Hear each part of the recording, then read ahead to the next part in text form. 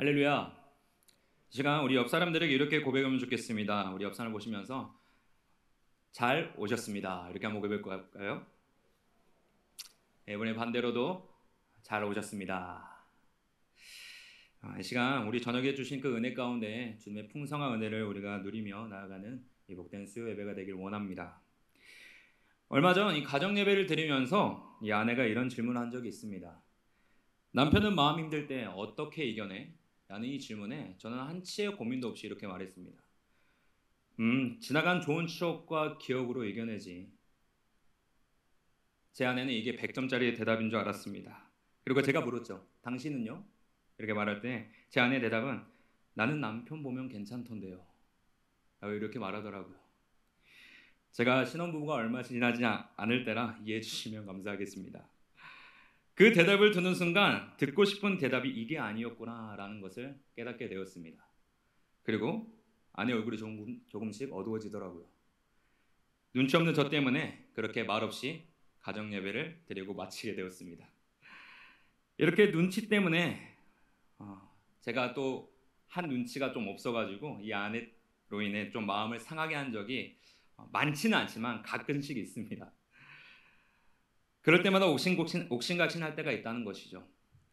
연애와 결혼의 시기를 지나오면서 안 다퉜다고 하면 거짓말이죠.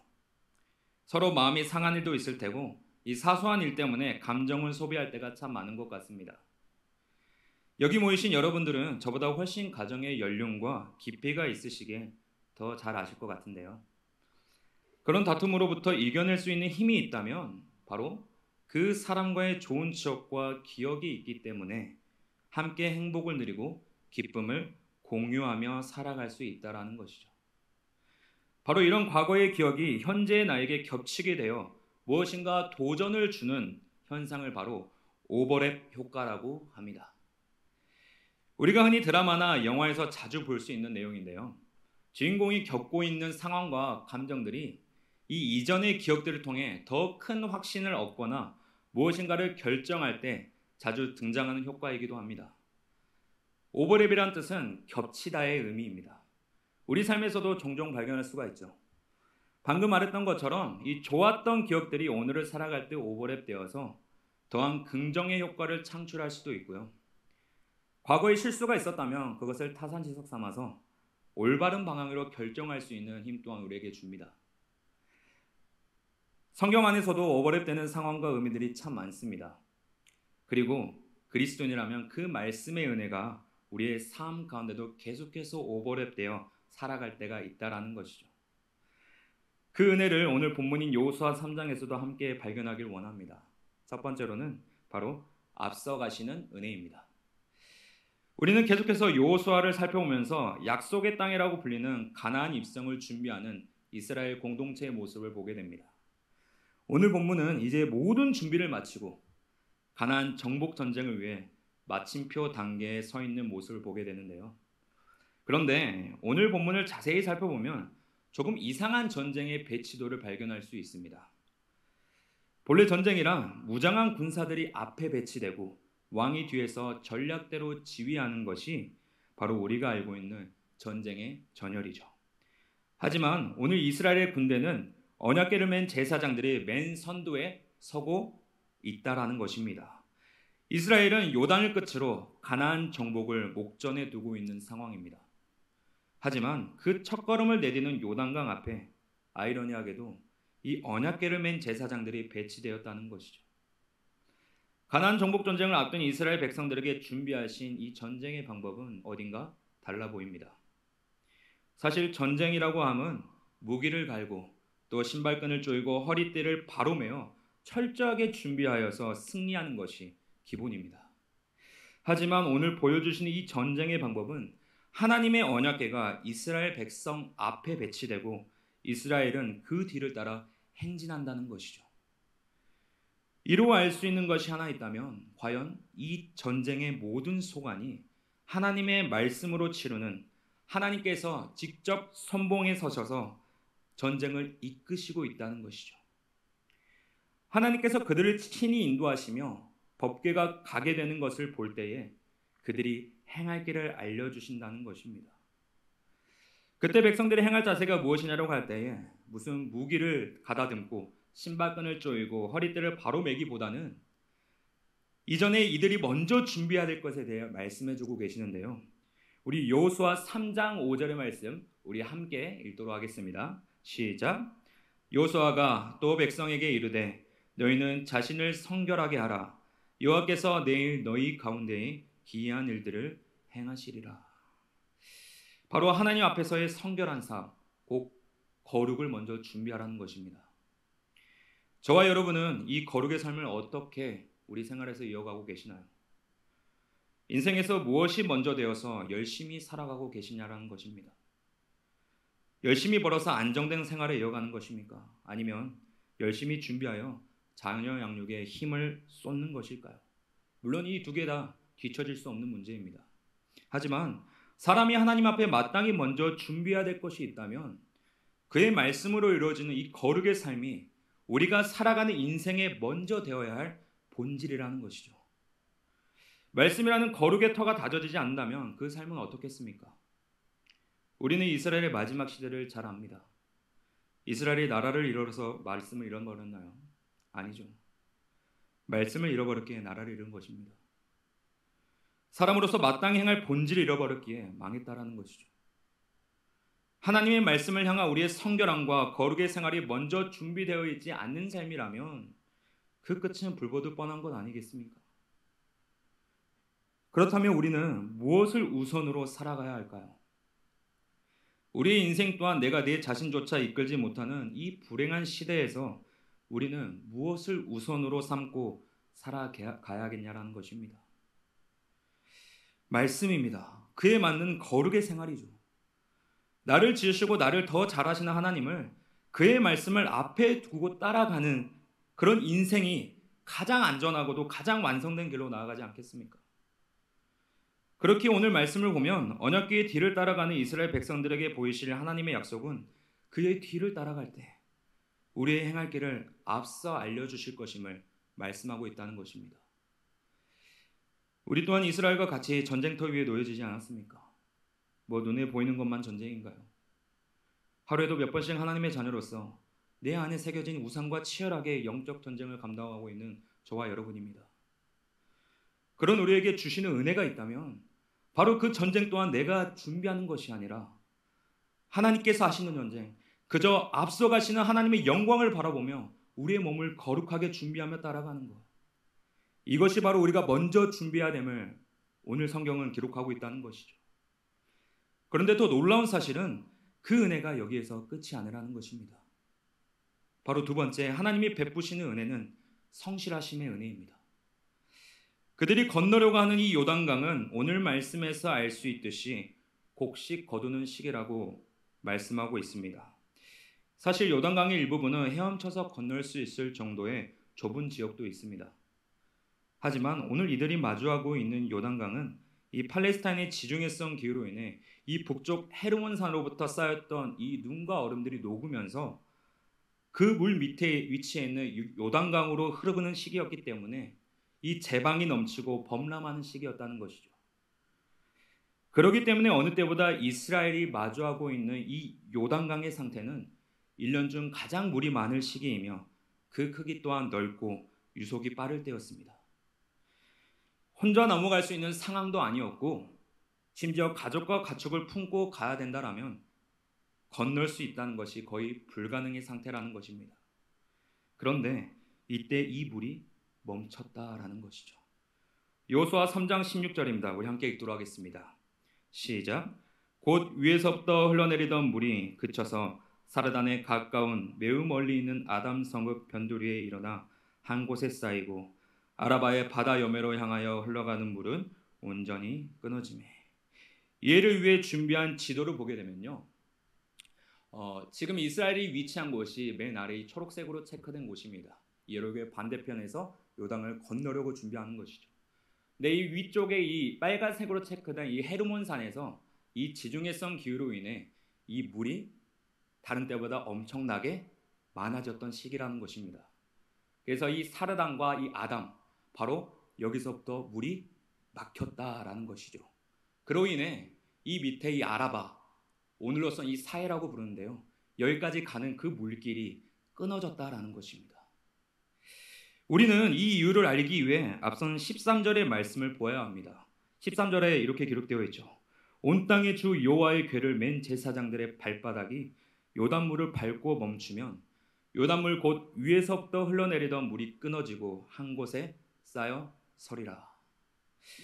우리가 생각하는 그림은 제사장들이 요단강을 밟았을 때 물이 멈췄다라고 오해하기 쉽습니다. 율법에 따르면 본래 언약궤는 손에 닿지 않도록 체에 끼워서 운반하도록 하였죠. 그리고 아무나 운반할 수 없습니다.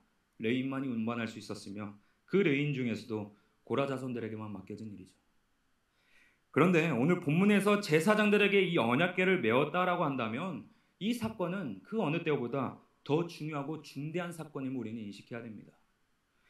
그렇다면 과연 제사장들이 요단강을 밟았기 때문에 그 기사가 일어났냐? 그 기적이 그들의 정결함과 성결함 때문이냐? 아니라는 것이죠. 그 앞에 우리는 제사장들의 발보다 이 언약궤에 초점을 맞춰야 됩니다. 정확히 말하자면 그들이 언약궤를 메었고 이 언약궤가 요단에 들어섰을 때 마른 땅의 기적이 올라왔다는 것이죠. 우리는 오해할 때가 참 많습니다. 우리의 거룩함이 하나님께 어떤 감동이 되어 인생길을 열어주신 마냥 우리의 행위와 의가 잘나서 그것 때문에 모든 삶의 형통함을 부어주신다고 생각할 때가 많죠. 하지만 그 전에 먼저 알아야 할 것이 있다면 우리의 거룩함과 의로움, 성결함을 논하기 이전에 하나님께서 우리와 함께 계시고 그분이 지금도 불꽃 같은 눈동자로 인도하시기 때문에 가능하다는 사실입니다. 우리가 거룩하기 때문에 내가 하나님 편에 섰기 때문에 그에 따라오는 당연한 복이 아니라는 것이죠. 하나님께 드리는 모든 거룩함과 의와 성결함은 그것을 드렸기에 마치 복을 구하는 그런 계산의 관계, 나와 하나님이 그런 포지션의 관계가 아니라는 것입니다. 신자라면 마땅히 드려야 할 것, 드릴 것이 없어서 이 몸밖에 드릴 것이 없습니다라는 이 고백이 어쩌면 우리에게는 더 잘 어울려야 합니다. 이것 또한 주신 은혜 안에서 너무나도 모자라다는 것이죠. 오늘 요단의 사건이 바로 이런 것 아니겠습니까? 하나님 앞에서 그와 함께하고 싶은 마음, 하나님 이 정도 했으니 들어주십시오 하기 전에 그것을 감당하게 하신 은혜를 높이고 감사하는 것, 어쩌면 이 당연한 고백이 우리의 마음 깊은 곳에 새겨질 때 동행하시는 하나님의 역사를 바라볼 수 있다라는 것입니다. 이스라엘 백성들은 지금 요단 한복판에서 법궤를 통해 1세대들이 경험했던 그 기적의 현장을 다시 한번 그들의 눈으로 목격하고 있습니다. 그들에게 오버랩되고 있다는 상황이죠. 그들이 메고 있는 하나님의 임재가 요단을 들어설 때 물이 끊기고 멈추는 또 한 번의 홍해의 길을 걸어가게 함으로써 하나님의 살아계심과 역사하심을 재차 그들의 눈과 마음속에 깊이 새겨 놓으시려는 그런 하나님의 은혜가 아닐까요? 우리는 이 법궤에 계속해서 초점이 가야 합니다. 이 법궤가 들어설 때 물이 끊겼다고 성경은 기록하고 있습니다. 이 끊겼다는 원문 카라트라는 의미인데요. 바로 잘라내다의 그런 뜻을 가지고 있습니다. 이 의미는 남성의 포피를 잘라내는 이 할례의 의식에서도 사용되었던 뜻인데요. 우리는 할례의 의미가 어떤 뜻인지 잘 압니다. 창세기 17장 14절의 말씀에 할례를 받지 아니한 남자 곧 그 포피를 베지 아니한 자는 백성 중에서 끊어지리니 그가 내 언약을 배반하였음이니라. 할례는 아브라함과 하나님이 맺은 언약의 표징입니다. 결국 할례의 의미는 약속의 자녀를 낳는 일이 사람의 손에 있지 아니하고 하나님의 은혜 안에 있음을 이 아브라함에게 알려주는 언약의 메시지이자 이 할례를 받은 자만이 하나님의 백성이 되며 그 은혜 안에서 살아갈 수 있다라는 것을 의미합니다. 결국 모든 죄와 결부된 것이 이 할례라는 언약 안에서 끊어진다라는 것이죠. 이것이 하나님의 약속하신 언약의 표징이라는 것입니다. 은혜라는 것이죠.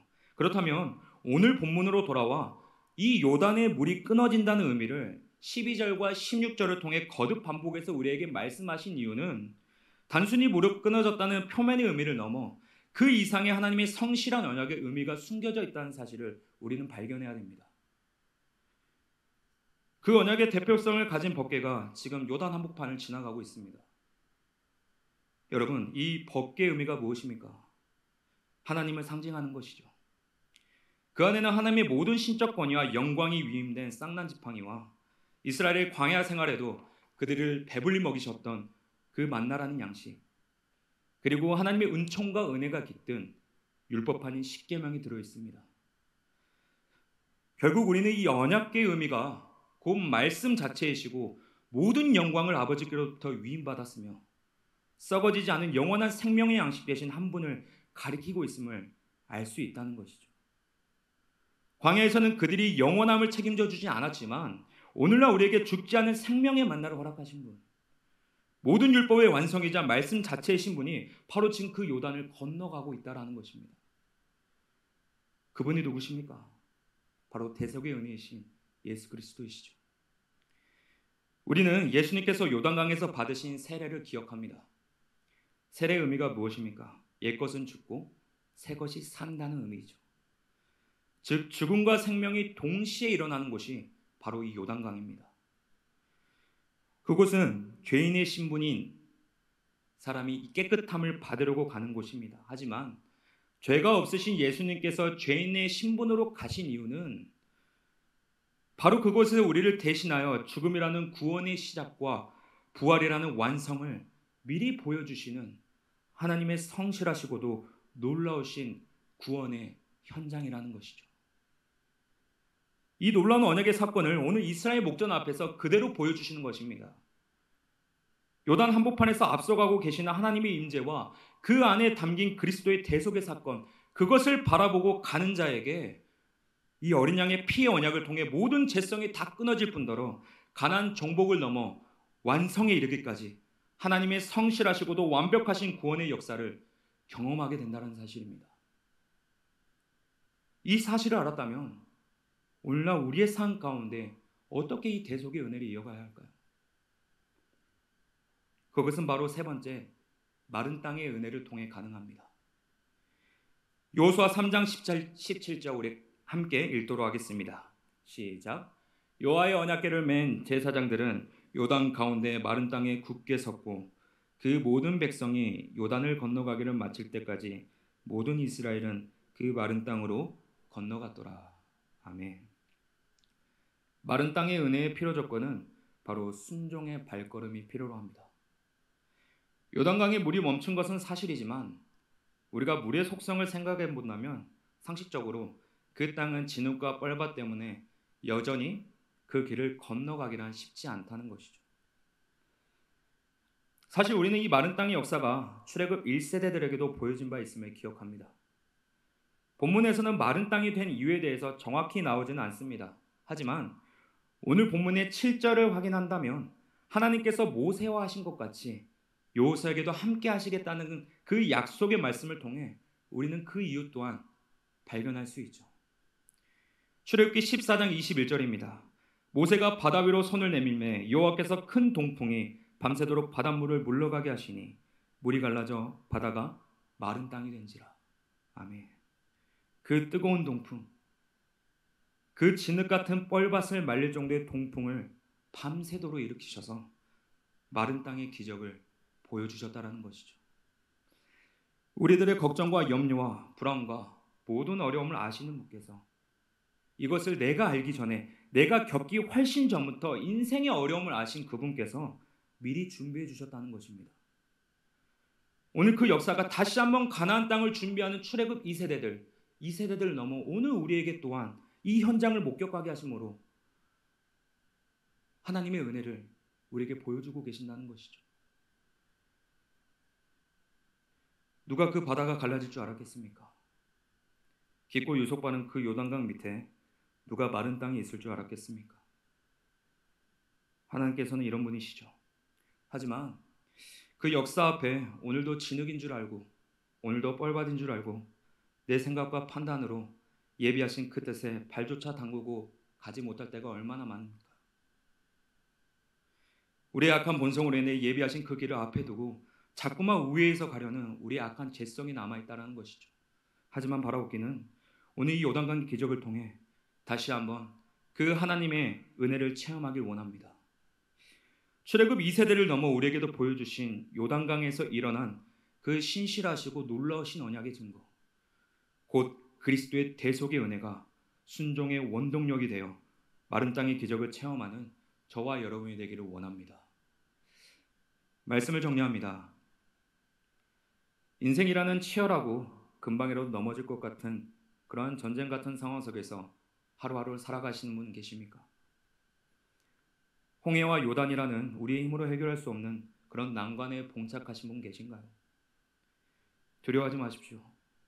우리를 이끄시는 분은 반드시 그 밑에 마른 땅을 예비해 두십니다. 우리가 이길 수 있는 힘은 하나밖에 없습니다. 바로 우리의 대장 되신 그리스도를 뒤따라가는 것. 그 전쟁 가운데서도 친히 선봉에 쓰셔서 우리의 갈 바를 알려주시는 분.